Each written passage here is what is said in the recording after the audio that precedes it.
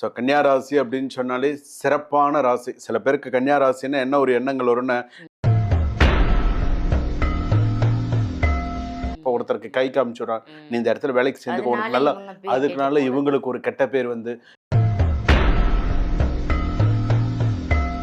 கன்னியா ராசி அப்படின்னு சொன்னா சில பேர் என்ன சொல்லுவாங்கன்னா குறை கண்டுபிடிப்பவர்கள் அப்படின்னு சொல்லுவாங்க. இவங்களுடைய உயர்ந்த லட்சியம் நோக்கம் என்ன அப்படின்னு கேட்டா,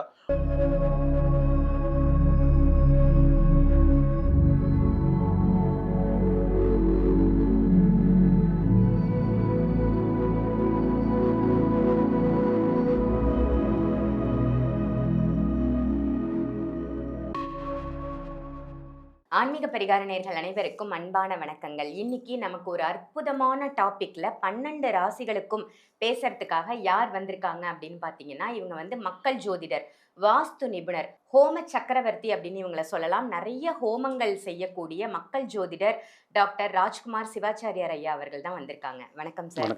எப்படி இருக்கீங்க? நல்லா இருக்கேன் மேம். உங்களுடைய பதிவுகள் எல்லாம் ரொம்ப சிறப்பா இருக்கு சார். நிறைய பதிவுகள் கொடுக்குறீங்க.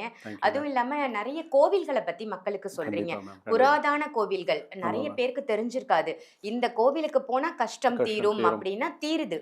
நிறைய பேர் அந்த கஷ்டங்களை நிவர்த்தி பண்ணிக்கிட்டு நமக்கு கமெண்ட்ஸ்லயும் ரெகுலரா சொல்றாங்க. உங்களுக்கு பர்சனலா மெசேஜும் வந்திருக்கும். ரொம்ப ஹாப்பியா இருக்கு.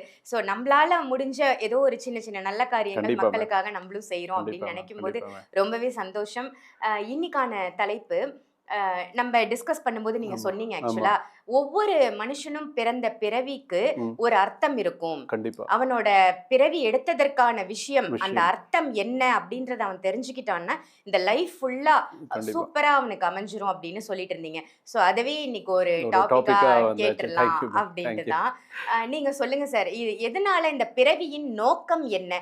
இப்ப மேஷத்துல இருந்து மீனம் வரைக்கும் ஒவ்வொரு நபரும் பிறந்திருப்பாங்க. மேஷத்திலே எத்தனையோ கோடிக்கணக்கான மக்கள் இருப்பாங்க. சோ அந்த பிறவி எடுத்ததன் நோக்கம் என்ன அப்படின்னு அவங்களுக்கு தெரிஞ்சதுன்னா சோ ஒரு ஹாப்பியா இருக்கும். சோ நம்ம இதுக்காக தான் பிறந்திருக்கோமா, நம்மளோட நோக்கம் இதுதானா, இந்த பாதையில நம்ம செல்லல அப்படின்னா அதற்கான நிவர்த்தி பரிகாரம் இருந்தாலும் அதையும் நீங்க நீ கண்டிப்பா சொல்லணும். முதல்ல இந்த பிறவியின் நோக்கம் என்ன அப்படின்னா என்னன்றத மக்களுக்கு சொல்லிருங்க. கண்டிப்பா மேம், கண்டிப்பா. ஜனனி ஜென்ம சௌக்கியானாம் வர்தனி குலசம்பதாம் பதவி பூர்வ புண்ணியானாம் லிக்யதே ஜென்ம பத்திரிகா கஜானனம் பூத கணாதி செவிதம் கபித்த ஜம்பு பலசார பக்ஷிதம் உமாசுதம் சோக விநாச காரணம் நமாமி விக்னேஸ்வர பாதபங்கஜம். மகாகணபதி துணை கொண்டு நவகோள்களின் துணை கொண்டு ஆதித்யாயச்ச சோமாய மங்களாய புதாயச்ச குரு சுக்ர சனிபியஸ்ச ராகவே கேதவே நமஹா. உலகெங்கும் வாழக்கூடிய ஆன்மீக பரிகாரம் நேயர்கள் அனைவருக்கும் வணக்கம். நான் உங்கள் மக்கள் ஜோதிடர் டாக்டர் ராஜ்குமார் சிவாச்சாரியார் பேசுகிறேன். எல்லாரும் எப்படி இருக்கீங்க? நலமா இருப்பீங்க நம்புறேன். உண்மையிலே இன்னைக்கு மேம் ஒரு விஷயம் கேட்டிருந்தாங்க, நாங்கள் டிஸ்கஸ் பண்ணும்போது நீங்கள் சொல்லியிருந்தீங்க அப்படின்னு சொன்னாங்க. உண்மையிலேயே பிறந்த பிறவியின் நோக்கம் அப்படிங்கிறது ஒரு விஷயம் உண்டு. ஒவ்வொருத்தரும் ஒவ்வொரு நோக்கத்திற்காக பிறந்திருப்பாங்க. ஒவ்வொருத்தரும் ஒரு நோக்கத்திற்கு நான் வாழ்க்கையில் இதை செய்யணும், நான் வாழ்க்கையில் இந்த மாதிரி விஷயத்த நான் பண்ணணும்னு நினைக்கிறேன் அப்படின்னு சொல்லி ஒவ்வொருத்தருக்கும் ஒவ்வொரு விஷயங்கள் உண்டு. இதில் வந்து பார்த்தீங்கன்னா நிறைய விஷயங்கள்ல வந்து ஒரு விஷயம் வந்து என்னென்ன மேம், சில பேருக்கு தன்னுடைய நல்ல பணம் சம்பாரிச்சு நிறைய வெளிநாட்டில் இருப்பாங்க, நிறையா இருப்பாங்க. என்னுடைய பூர்வீக மண்ணுக்கு நான் திரும்பணும் அப்படிங்கிற ஒரு எண்ணம் இருக்கும், ஆசை இருக்கும். என்னுடைய பூர்வீக மண்ணுக்கு நான் திரும்பணும். எப்பயோ போயிருப்பாங்க, அந்த பூர்வீக மண்ணுக்கு திரும்ப வேண்டும். அதே போல முன்னோர்கள் அதாவது ஒரு விஷயத்தை செய்யாம விட்டு இல்லைன்னா செஞ்சு பாதியில நின்னதை நான் எடுத்து முடிக்கிறேன், நான் எடுத்து, அது கோவிலா இருக்கலாம், வீடா இருக்கலாம், கேள்விப்பட்டிருப்பீங்க. முன்னோர்கள் செய்ய முடியாததை இந்த தலைமுறையினர் எடுத்து நான் எடுத்து செய்யணும்னு நினைக்கிறேன், நான் எடுத்து பண்ணணும்னு நினைக்கிறேன், இதை நான் செய்யணும்னு நினைக்கிறேன் அப்படின்னு செய்யறது. மூணாவது வந்து பார்த்தீங்கன்னா சில பேர் வந்து வயதானவர்கள், சில பேர் வந்து அவங்களுடைய குழந்தைகளுக்கெல்லாம் வந்து ஒரு சில விஷயங்கள் சொல்லுவாங்க. நான் இல்லைனாலும் இதெல்லாம் நீ செய்யணும், நான் இல்லைனாலும் இதெல்லாம் நீ வந்து நம்மளுடைய பரம்பரை இதெல்லாம் இருக்கு, ஸோ இதெல்லாம் நீ பார்க்கணும் அப்படின்னு சொல்லுவாங்க. இந்த எண்ணங்கள்லாம் மீண்டும் மீண்டும் ஏன் வருது? ஒருத்தர் நம்மளுடைய நோக்கம் வந்து ஒவ்வொருத்தருக்கும் ஒரு நோக்கங்கள் இருக்கும். அதாவது சில பேருக்கு வந்து பார்த்தீங்கன்னா இதெல்லாம் நம்ம உலகத்தில் பிறந்து தற்செயலாக பிறந்தோமா, இல்லை நம்மளுடைய கருமா பலனா, நம்ம எதுக்காக நம்ம பிறந்தோம், என்ன விஷயத்துக்காக நம்மளுடைய லைஃப் ஓடின்னு இருக்கு அப்படின்னு. சில பேருக்கு எந்த விதமான நோக்கமே, அதாவது பிளைண்டா இருக்கும். சில பேருக்கு ஒண்ணுமே இல்லாம பிளைண்டா இருக்கும். இதை பத்தி தான் இன்னைக்கு இன்னைக்கு மேஷ ராசின்னு இன்னைக்கு இவங்களுடைய நோக்கம் என்ன, இவங்க என்ன செய்ய போறாங்க, எப்படி பண்ண போறாங்க, இவங்களோட லைஃப் எப்படி இருக்கும் அப்படிங்கிறது ஃபுல்லா நம்ம தெரிஞ்சு, வீடு கட்டுறது, கோவிலுக்கு ஒரு விளக்கு, முன்னோர்கள் கடமையை நிறைவேற்றியது, இந்த மாதிரி நிறைய விஷயங்கள் நம்ம சொல்லலாம் இந்த பிறவியின் நோக்கம் அப்படிங்கிறது. அதனால இது பார்த்தீங்கன்னா முதல்ல இதுல பார்த்தீங்கன்னா நம்ம இது பணம் சம்பாதிக்கிறதுக்குங்கிறது பார்த்தீங்கன்னா சில பேர் அந்த ஒரு நோக்கத்தோட இருப்பாங்க, பணம் சம்பாதிக்கணும் பண்ணணும் அப்படின்னு சில பேர் அந்த நோக்கத்துல இருப்பாங்க. சம்பாரிச்ச பணத்தை சேர்க்கறதுக்குன்னு ஒரு சில பேருக்கு ஒரு நோக்கம் இருக்கும், நம்ம இதை இப்படி வாங்கணும், இங்க இடம் வாங்கணும், அங்க வீடு கட்டணும், எல்லாமே இருக்கும் அப்படிங்கிற சிலருக்கெல்லாம் இருக்கும். அதனால இந்த ஒவ்வொருத்தருடைய ராசிக்கும் எப்படி இருக்கு அதோடைய அர்த்தத்தை, பிறவியின் அர்த்தத்தை தேடினால், உன்னுடைய பிறவியின் அர்த்தத்தை நீ தேடினால் நீ அடுத்த உன்னோட லைஃப் நீ இன்னும் மெச்சூர்ட் ஆயிடுவ. இப்ப கொஞ்சம் மெச்சூர்டா இருக்கு அப்படின்னு சொன்னா உன்னுடைய லைஃபோட அர்த்தத்தை நீ தெரிஞ்சுட்டேன்னு சொன்னா நீ இன்னும் நிறைய மெச்சூர்ட் ஆயிடுவ. பெரிய அதுக்கப்புறம் நீ பேசுறதும் உன்னுடைய செய்கையும் உன்னுடைய விஷயமும் அவ்வளவு ஒரு மாறுதலா இருக்கும். அதுதான் உன்னுடைய பிறவியின் அர்த்தத்தையும் நோக்கத்தையும் நீ புரிந்து கொண்டு ஒரு ராசியில நீ போன அப்படின்னு சொன்னா, நம்ம மேஷ ராசின்னா நம்ம இப்படிதான் போகணும், இந்த நோக்கத்துலதான் நம்ம இருக்கோங்கிறத சுவாமிஜி சொல்லிட்டாங்கன்னு சொன்னா, நீ அதுல போனா சக்சஸ். சூப்பர், ரொம்ப அருமையா சொல்லியிருக்கீங்க. இன்ட்ரோவே ரொம்ப சூப்பரா இருந்தது அப்படின்னு தான் சொல்லணும். இப்போ ஒவ்வொரு ராசிக்குமா நம்ம கண்டிப்பா மேம், கண்டிப்பா மேம். ரொம்ப அருமையா பிறவியின் நோக்கம் என்ன அப்படின்னு ஒவ்வொரு ராசிக்கும் நீங்க சொல்லிட்டு வரீங்க சார். நோக்கத்தை மட்டும் சொல்லாம அவங்க எந்த ஆலயம் சென்றா அந்த நோக்கம் நிறைவேறும் அப்படின்றதும் நம்ம பாக்குறோம். இன்னைக்கு பார்க்க போறது கன்னி ராசி. கன்னி ராசியோட பிறவியின் நோக்கம் என்னவா இருக்கும்? நீங்க சொல்றதுக்கு முன்னாடி அவங்க மனசுல ஒரு நோக்கம் இருக்கும் இல்லையா? கண்டிப்பா உங்க மனசுல என்ன நோக்கம் இருக்கு, என்ன லட்சியம் இருக்கு, அந்த உயர்வான எண்ணம் என்ன அப்படின்றத கமெண்ட்ல சொல்லுங்க. நீங்க சொல்லுங்க சார். இப்போ ஓகே மேம். கன்னியா ராசி அப்படின்னு சொல்லும்போது உத்திரம் கன்னியா ராசி, ஹஸ்தம் கன்னியா ராசி, சித்திரை கன்னியா ராசி. ஸோ கன்னியா ராசி அப்படின்னு சொன்னாலே சிறப்பான ராசி. சில பேருக்கு கன்னியா ராசின்னா என்ன ஒரு எண்ணங்கள் வரும்னா, நீ யாருப்பா உனக்கு கன்னி ராசி, உனக்கு நிறைய கேர்ள் ஃப்ரெண்ட் இருக்கும், இதுதான் டக்குன்னு மைண்ட்ல வரதே, இதுதான் அதுதான் டக்குன்னு அதுதான் மைண்ட்ல வரும். ஆனா உங்கள் வாழ்க்கையில் நீங்கள் முடிக்க வேண்டிய ஒரு வேலை இருக்கிறது, அது மற்றவர்களுக்கு கூட தெரியாமல் இருக்கலாம், ஆனால் உங்கள் மனதிற்கு அது நன்றாக தெரியும். நீ என்ன நோக்கத்துக்காக வந்திருக்க, என்னென்ன பண்ற, என்னென்ன பண்ண போற அப்படிங்கிறது தினமும் ராத்திரி உன் மைண்ட்ல டிவில ஃபிளாஷ் நியூஸ் வர மாதிரி உன் மைண்ட்ல வந்ததுதான் போயின்னு இருக்கு. அது என்னமோ உண்மைதான். நாளைக்கு நீ என்ன பண்ணணும், நாளான்னைக்கு நீ என்ன பண்ண போற, உன்னுடைய லைஃப்கான நோக்கத்தை, உன்னுடைய கோல் நீ அச்சீவ் பண்ணிட்டியா இல்லையாங்கிறது அது மைண்ட்ல டெய்லி அவனுக்கு அந்த இருந்துட்டே தான் இருக்குமே தவிர அது ஒரு நாளும் குறையாது. சிறு வயதிலிருந்தே நான் இதை இதை நான் முடிச்சே தீரணுங்கிற வைராகியத்தை உடையவர்கள் கன்னியா ராசிக்காரர்கள்.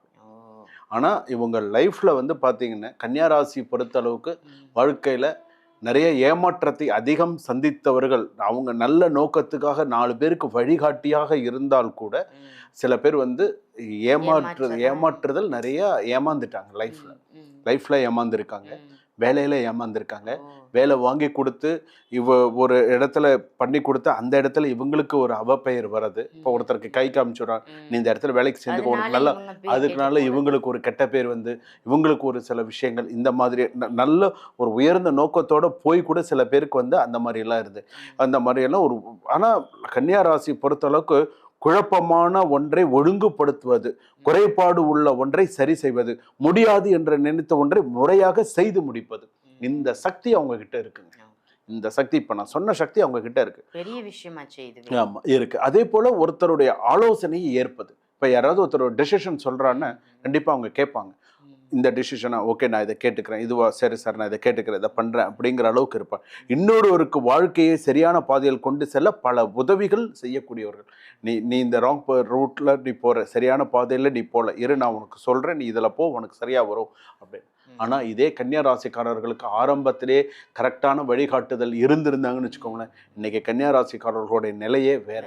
ஆனா இவங்களா தட்டி முட்டி தலையெடுத்து வந்தவர்கள் தானே தவிர இவங்களுக்கு எந்த ஒரு விஷயமே இவங்களுக்கு யாரும் சரியான வழிகாட்டுதல் இல்லாம இருந்தது ஒரு பெரிய குறைதான்.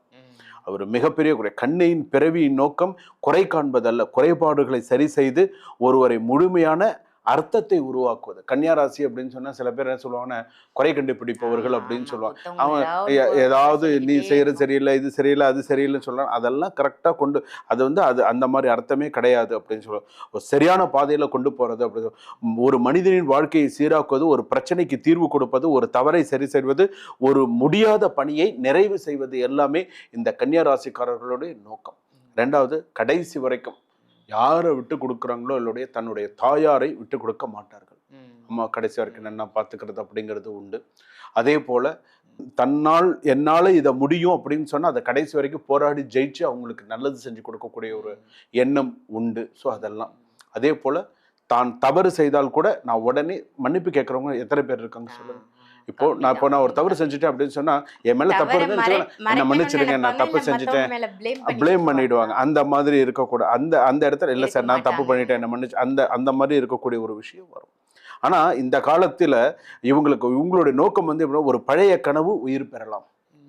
உங்களுடைய நோக்கம் ஒரு பழைய கனவு உயிர் பெறலாம், நிறுத்தப்பட்ட முயற்சி மீண்டும் தொடங்கலாம், நீண்ட நாட்களாக காத்திருந்த ஒரு முடிவு கிடைக்கலாம், நான் இதை செய்து முடித்து என் மனதிற்குள்ள ஒரு பெரிய ஒரு நிம்மதி கூட பிறக்கலாம், இதனால ஒரு பெரிய நிம்மதி பிறக்கலாம் அப்படின்னு சொல்லியிருக்கு. இவங்களுடைய உயர்ந்த லட்சியம் நோக்கம் என்ன அப்படின்னு கேட்டா மருத்துவத்துல பெரிய நோக்கத்துல இருக்காங்க. மருத்துவத்துல சில பேர் டாக்டர் ஆகணும்னு நினைப்பாங்க, இல்லை டாக்டராக இருக்காங்கன்னு சொன்னால் அதிலிருந்து அடுத்த லெவல் வரணும் அப்படின்னு நினைப்பாங்க.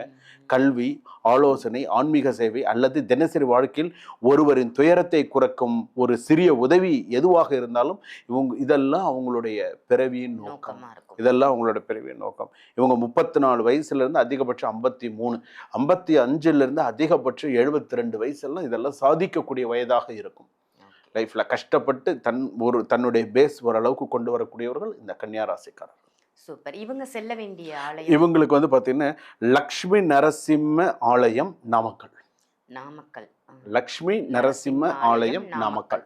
அங்க போயிட்டு வந்தாங்கன்னா இவங்களுக்கு பிறவியின் நோக்கம் என்ன, இந்த புதன் வந்து கன்னியா ராசிக்கு அதிபதி புதன், பெருமாள் சம்பந்தப்பட்டது. அப்போ இந்த லக்ஷ்மி நரசிம்ம ஆலயம் அப்படிங்கிறது 800 ஆண்டு 900 ஆண்டு பழமையான ஸ்தலம். அந்த கோவில் கன்னியா ராசிக்கான சிறப்பான ஸ்தலம்னு சொல்றான், நாமக்கல்ல இருக்கு. ஸோ அந்த இடத்துக்கு போயிட்டு வந்தா இவளுக்கு மிகப்பெரிய ஒரு மாற்றத்தை கண்டிப்பா பார்க்கலாம். சூப்பர் சார், ரொம்ப அருமையா சொல்லியிருக்கீங்க. கன்னிராசிக்கு கன்னிராசி நேயர்களே மிஸ் பண்ணிடாதீங்க. நம்ம நாமக்கல்ல இருக்கக்கூடிய லக்ஷ்மி நரசிம்மர் ஆலயத்துக்கு ஒரே ஒரு முறை போயிட்டு வாங்க. உங்க லைஃப்ல நீங்க நினைச்சிட்டு இருக்கிற லட்சியத்தை நீங்க ஈஸியா அடையலாம். ரொம்ப அருமை சார். இந்த ராசிக்கு பிறவியோட நோக்கம் என்ன அப்படின்னு ரொம்ப தத்ரூபமா அருமையா சொன்னீங்க. நன்றி. இந்த பதிவு உங்க எல்லாருக்கும் பயனுள்ள பதிவா அமைஞ்சிருக்கும் அப்படின்னு நினைக்கிறேன். இந்த பதிவை மற்ற ராசி நேயர்களுக்கும் கண்டிப்பா ஷேர் பண்ணுங்க. ஆன்மீக பரிகாரம் நம்ம சேனலை மறக்காம சப்ஸ்கிரைப் பண்ணிக்கோங்க. அதே மாதிரி ஜாதகம் பார்க்கணும், பொருத்தம் பார்க்கணும், இல்ல ஜாதகமே கணிக்கணும், date of birth, time of பர்த்லாம் இருக்கு, ஜாதகம் இன்னும் எனக்கு கணிக்கல அப்படின்னா கூட வீடியோல தெரியிற நம்பருக்கு கால் பண்ணி அப்பாயின்மெண்ட் வாங்கி உங்க ஜாதகத்தை கணிச்சு உங்களுக்கு இருக்கக்கூடிய பிரச்சனைகள்ல இருந்து நீங்க வெளியில வரலாம். ஜாதக ரீதியா சில பேருக்கு பிரச்சனை இருக்கும், லைஃப்லயே நிறைய ப்ராப்ளம்ஸை ஃபேஸ் பண்ணிட்டு இருப்பீங்க. இந்த பிரச்சனைகள்ல இருந்து எப்படா நான் வெளியில வர போறேன், எனக்கு என்ன தசாபுக்தி நடக்குது, எதனால எனக்கு இவ்வளோ ப்ராப்ளம் இருக்கு, கடன் தொல்லை ஏன் இருக்கு, திருமணம் தடையாவே இருக்கு, ஏன் இன்னும் கல்யாணம் நடக்கல, குழந்தை ஏன் இன்னும் பிறக்கல, சொந்த வீடு ஏன் இன்னும் அமையல, இப்படின்னு ஒவ்வொருத்தருக்கும் ஒவ்வொரு விதமான பிரச்சனைகள் இருக்கும் இல்லையா? ஸோ இந்த பிரச்சனைகளுக்கு எல்லாம் தீர்வு காணணும் அப்படின்னு நினைச்சீங்கன்னா கண்டிப்பா ஒரு முறை உங்க ஜாதகத்தை எடுத்து புரட்டி பாருங்க. ஜாதகத்துல இருக்கக்கூடிய சின்ன சின்ன விஷயங்களை நீங்க சரிபடுத்தினாலே போதும், உங்களுடைய பிரச்சனைகள்ல இருந்து எளிமையா நீங்க வெளில வந்துடலாம். அதுக்கு நீங்க செய்ய வேண்டியது வீடியோல தெரியிற நம்பருக்கு கால் பண்ணி உடனே அப்பாயின்மெண்ட் வாங்கிக்கோங்க. சார் கிட்ட நிறைய விஷயங்கள் நீங்க பேசலாம், நிறைய விஷயங்களை பத்தி தெரிஞ்சுக்கலாம், நிறைய புராதன கோவில்கள்ல உள்ள பரிகாரங்கள், சூட்சமமான விஷயங்கள் உங்களுக்கு சொல்லி கொடுப்பாங்க. இதை தவிர்த்து உங்க வீட்டுல ஹோமம் செய்யணும், ஒரு கணபதி ஹோமம், இல்ல உங்க வீட்டுல கிரகப்பிரவேசம் இருக்கு, கிரகப்பிரவேசத்துக்கு ஹோமம் பண்ணணும், இந்த மாதிரி இருந்தாலும் இதே சேம் வீடியோல இருக்கிற நம்பருக்கு கால் பண்ணி அதுக்கும் நீங்க அப்பாயின்மெண்ட்டை ஃபிக்ஸ் பண்ணிக்கலாம். ஆன்லைன் கன்சல்டேஷனும் இருக்கு, டைரக்ட் கன்சல்டேஷனும் இருக்கு, அதையும் பயன்படுத்திக்கோங்க. இதே மாதிரி வேற ஒரு நல்ல நிகழ்ச்சியில உங்க எல்லாரையும் சந்திக்கின்றேன். நன்றி, வணக்கம்.